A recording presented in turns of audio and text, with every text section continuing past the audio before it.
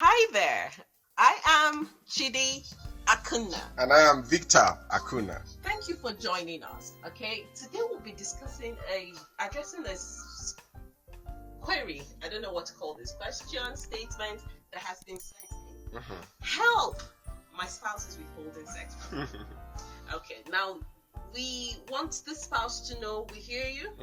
Okay, this is a very big issue in a marriage, especially because we believe that sex should be for the benefit of the man and his wife. Absolutely. Okay, the man as well as his wife. Absolutely. So in looking at this, we decided to consider reasons why the spouse maybe withholding sex.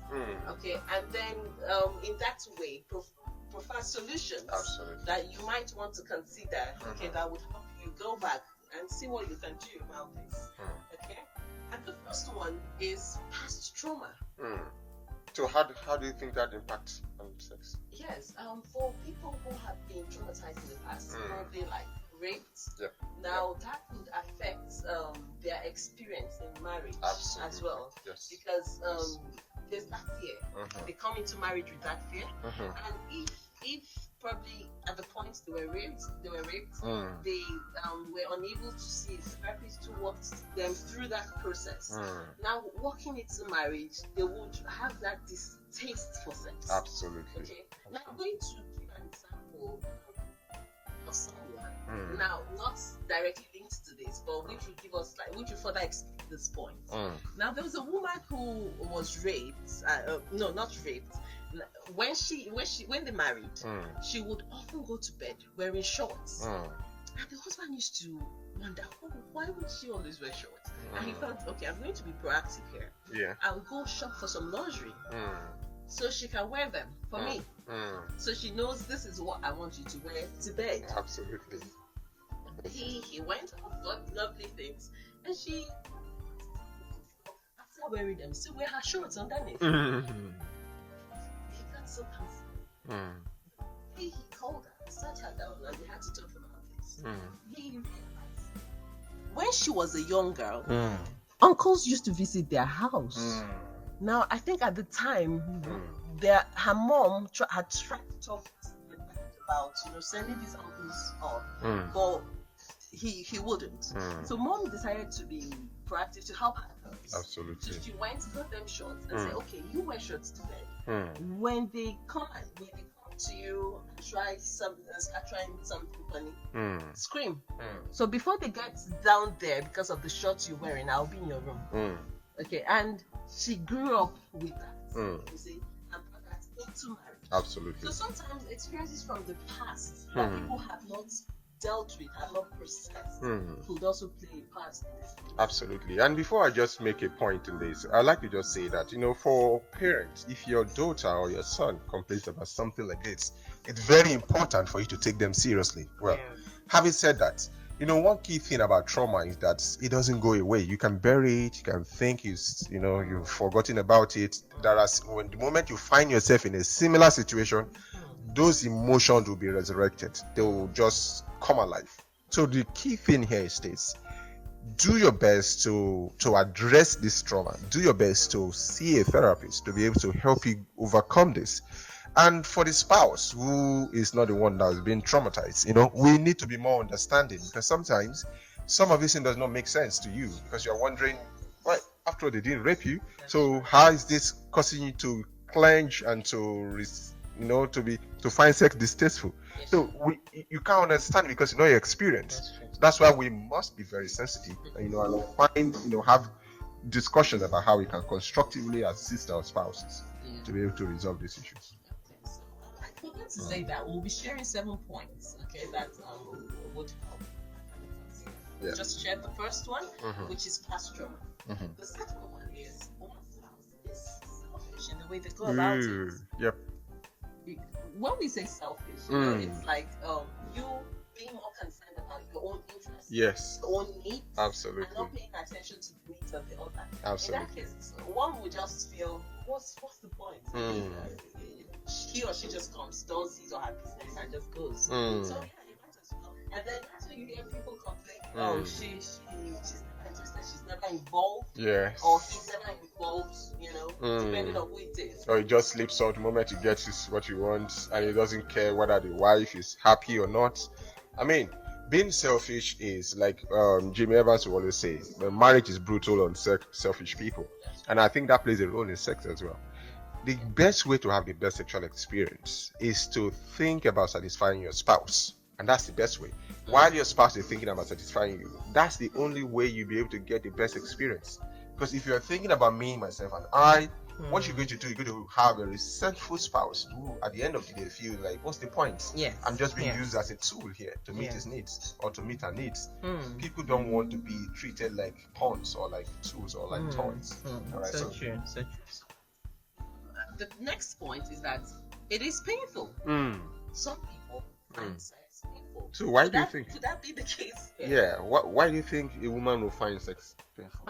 Different things now. Okay, for those who stay 3 years in their marriage. Okay. Yeah.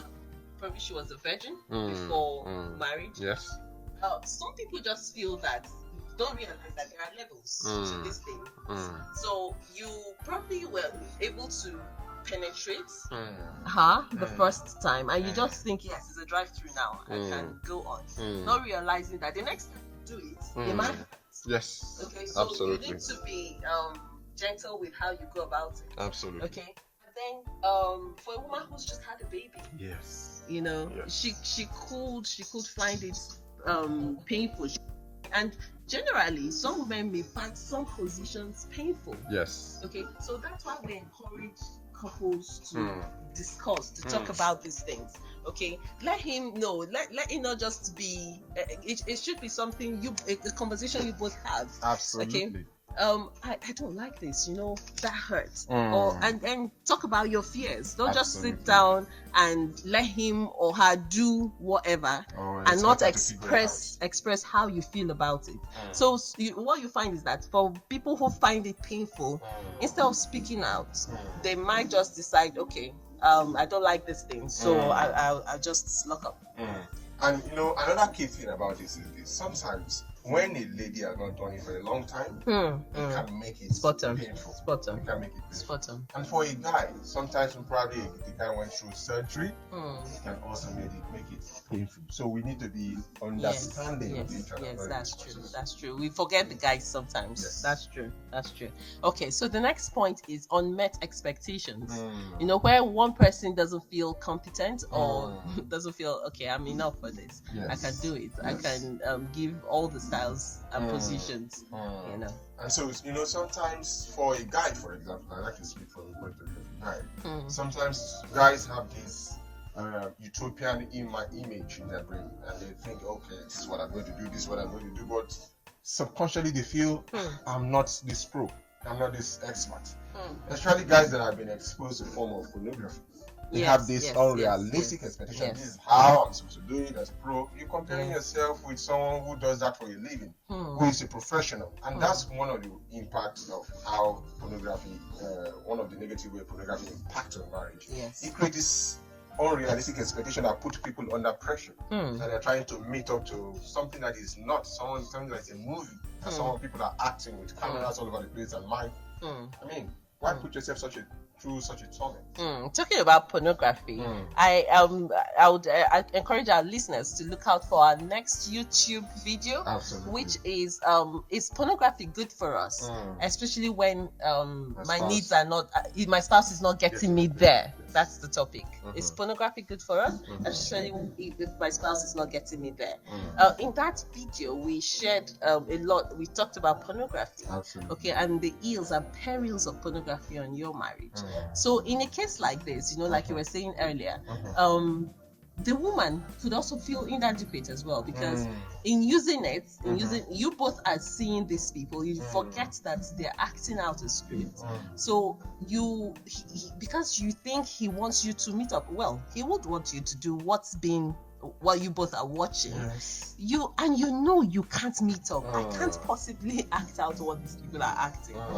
At that point, it gets to that point where the woman just feels, do you know what? I can't meet up. I'm done. I'm done trying. And sometimes one of the things that causes this is, because each time people view pornography, for them to feel that level of high, they need to go to a darker level, they need to take it to a higher level. And so the more they become, the more they get into it, the more they become addicted to it. That's true. And that even makes it even more difficult for anybody to meet any expectation.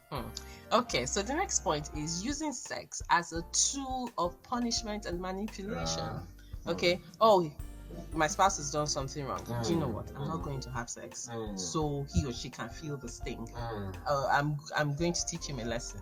Oh, he annoyed me. When spouses have these unresolved conflicts, and then they start using sex as a tool to deal with the conflict or whatever the other spouse has done, it is dangerous. Yeah. It is. No, sex is something that's supposed to bond you together. Sometimes it's supposed to connect you. I mean, you are your spouse's only legitimate what do you call it? The only legitimate relationship through which they can meet and express this need. So withholding it is doing yourself and your spouse and your marriage a disservice. Alright, so let's not weaponize sex. Sex is something that's supposed to bond us together. Not something that's supposed to be used as a tool to manipulate our spouse, to be able to bring them to their knees. No, that's not what it's supposed to be for. If we get to that point where we begin to appreciate the benefits of sex in marriage, like you said earlier, it's a tool that brings us together, that strengthens our bond. Yes. And sex is intended for pleasure of the man and his wife, like I said earlier. If we get to that point, then drop all of these things to do with punishing the other because of something and be more proactive about resolving conflict. Yes. Get more proactive about it. Okay. And the next point is that some people think sex is dirty. Could that be the situation here? Sex is dirty. When we've been sold mindsets like this, sold concepts like this, and we walk into marriage with this, we walk in forgetting that sex was created by God, and when God created everything He created, including sex, He said it is good, right? So sex is supposed to be enjoyed within the boundaries of marriage. Absolutely. So you're in marriage. Why would you be withholding sex from your spouse because you think it's dirty? Okay, so you might need to query some thoughts. Sometimes some thoughts that our parents put into their children to be able to as a form of protective measure, so that they don't get into sex or start experimenting with sex before they're married. That mindset may serve you to this point if you think so. But one key thing is this: now you need to begin to learn it, because now that you're in age, it's going to be a limitation. So sometimes a tool that can be a form of support in a previous experience might be a limitation. For example, if you're building a house, you need people that will build the foundation. But the moment the foundation is done, you don't need them again. That's true. When you're going to putting up the building, putting up the roof, putting up, you don't need people that will do the foundational work. But because that set of skills is no longer necessary. So now you're in a different place of life, you're building something different. Whatever you use that brought you may not be relevant. So you need to review and see what is no longer serving you. And remove. So if you have some of these challenges, you can inbox us at info@foundation Family Affairs to find a way to help you. Okay, and the last one is that sex is just for procreation. So depending on your culture, the context where you grew up, your background, okay, because in some cultures this is prevalent, and the young people are told sex is just for children. You need to wait until you get married and then you have children. For a woman who's been told something like this, she walks into marriage and she thinks, what's the point? What's this whole talk about having sex weekly and all that? No, we wait until we're about to have children. And then there's the other part to do with, when a woman is scared after having a child and she's scared of taking in again, we can't discount these things. These are real fears that should be addressed. When she's scared of taking in again and she's like, oh no, we have sex again, we're going to have another baby, and I'm not ready to go that route again. It could be a challenge, and unconsciously she might just be locking up and not realizing that you both need to be talking about these things and looking for a way out of it. Absolutely. One key thing here is this: we cannot discount our spouse's fears. Yes. Because you can't say, after we're using protection, we're using contraceptive. But some people will say that even if it's 0.111% where this is. So people may be genuinely afraid. So rather than bullying them or trying to have a way to key thing here is have a discussion about it. True. If it's not resolving, speak to a counselor, speak to someone that's going to help you bring some objectivity into the discussion, into the situation. All right. So that's one thing, and then we want to emphasize this: sex is meant to be enjoyed. Sex is meant to be, a way of bringing, bonding your spouse, bonding with your spouse, and bringing both of you together. So if you're struggling in this area and you want us to help, I would like to invite you to join our intimacy area program for married couples. And these are areas where this is one of the key issues that we discuss. We discuss finance, we discuss sex in marriage, we discuss in-laws, we discuss business and career. The whole goal is this: we help couples build her intimacy such that you can be able to connect and feel safe in each other's arms. Safe to talk about even big issues. Absolutely. Yeah. Absolutely. Okay. So we'll leave it here until we come your way again. It is goodbye from us. Do not forget to look for us on all platforms, Foundation for Family Affairs.